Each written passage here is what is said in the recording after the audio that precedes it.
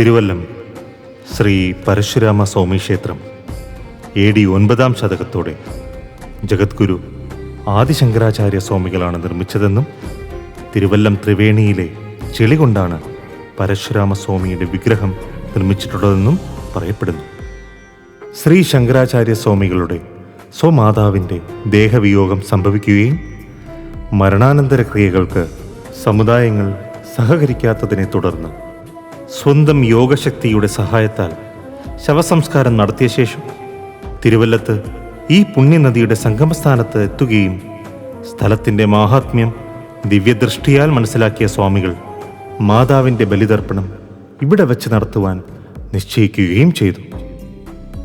മാതാവിൻ്റെ ആത്മശാന്തിക്കായി പ്രാർത്ഥിച്ചുകൊണ്ട് നദിയിൽ കുളിക്കവേ കണ്ണു തുറന്നു നോക്കിയപ്പോൾ സുസ്മേരവദനായി തന്നെ നോക്കി നിൽക്കുന്ന വിഷ്ണു അവതാരമായ പരശുരാമസ്വാമിയെയാണ് കണ്ടത്.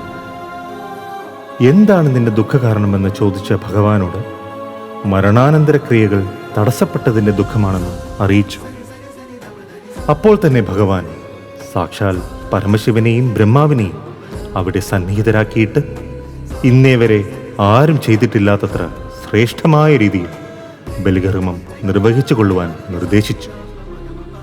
ഭഗവാൻ തന്നോട് കാട്ടിയ കരുണയിൽ സന്തുഷ്ടനായ ശങ്കരാചാര്യർ സ്വഹസ്തത്താൽ നദിയിലെ ചെളി കൊണ്ട് പരശുരാമസ്വാമിയുടെ വിഗ്രഹം താൻ ദർശിച്ച രൂപത്തിൽ നിർമ്മിച്ച് വടക്കോട്ട് ദർശനമായി പ്രതിഷ്ഠിച്ചു. അവിടെ സമീപത്ത് തന്നെ ശിവനെയും മധ്യത്തിൽ ചതുർമുഖനായ ബ്രഹ്മാവിനെയും കുടിയിരുത്തി.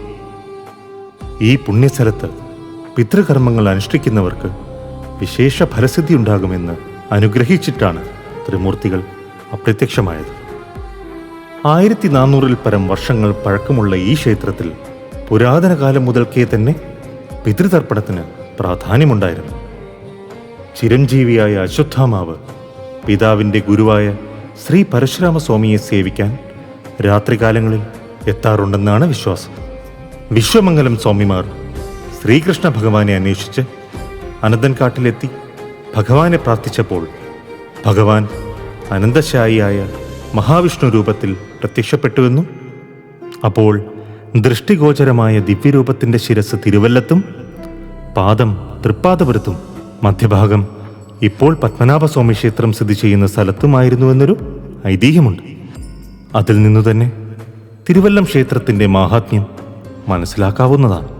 Thiruvallam Sri Parashurama arts and sports club രൂപീകരണത്തിൻ്റെ 20-ാം വാർഷികത്തോടനുബന്ധിച്ച് കുറച്ച് കാര്യങ്ങൾ ഇവിടെ പറയുവാൻ ആഗ്രഹിക്കുകയാണ്. വർഷങ്ങൾക്ക് മുമ്പുള്ള പരശുരാമ ക്ഷേത്രത്തിലെ ഭഗവാന്റെ ആറാട്ട് തിരിച്ചെത്തുന്ന ഘോഷയാത്ര പ്രത്യേകിച്ച് ഒരു അലങ്കാരമോ ഒന്നുമില്ലാതെ ഇരുട്ട് മൂടിയ ഒരവസ്ഥയിലായിരുന്നു വന്നുകൊണ്ടിരുന്നത്. എന്നാൽ വർഷം 2005-ൽ തിരുവല്ലത്തെ കുറച്ച് ചുണക്കുട്ടികൾ ചേർന്ന് ആറാട്ട് ഘോഷയാത്രയ്ക്ക് ഭംഗി കൂട്ടുവാൻ വേണ്ടി നിശ്ചല ദൃശ്യവും മേളവും വയ്ക്കുകയുണ്ടായി.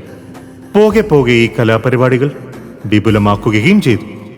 കൂടാതെ ഓരോ വർഷം കൂടുന്തോറും ക്ഷേത്രത്തിൻ്റെ വികസനത്തിനും മറ്റു കാര്യങ്ങൾക്കും വേണ്ടി ക്ലബ് നേരിട്ട് ഇടപെടുകയും ചെയ്തു. അതിൻ്റെ ഭാഗമായി 2011-ൽ 3.5 ലക്ഷം വിലമതിക്കുന്ന 2 നെറ്റിപ്പട്ടം, 2012-ൽ 3 ലക്ഷം വിലമതിക്കുന്ന 2 തിടമ്പ് ക്ഷേത്രത്തിന് സമർപ്പിക്കുകയുണ്ടായി. വർഷം 2018-ലും 2024-ലും നെറ്റിപ്പട്ടത്തിൻ്റെയും തിടമ്പിൻ്റെയും പുതുമ നിലനിർത്തുവാനായി അതിൻ്റെ അറ്റകുറ്റപ്പണികൾ ക്ലബിൻ്റെ മേൽനോട്ടത്തിൽ ചെയ്തിരുന്നു. അതുകൂടാതെ തുടർച്ചയായി 3 വർഷം കൊണ്ട് വിഭവസമൃദ്ധമായ അന്നദാന സദ്യയും നടത്തിവരുന്നു. കഴിഞ്ഞ 20 വർഷമായി Sri Parashurama arts and sports ക്ലബിലെ എല്ലാ അംഗങ്ങളും ക്ഷേത്രത്തിനായി പല കാര്യങ്ങളും ചെയ്തു വരുന്നു. ശ്രീ പരശുരാമ ക്ഷേത്രത്തിലെ ഓരോ വികസനത്തിനും ക്ലബിൻ്റെ പങ്ക് വളരെ വലുതാണ്.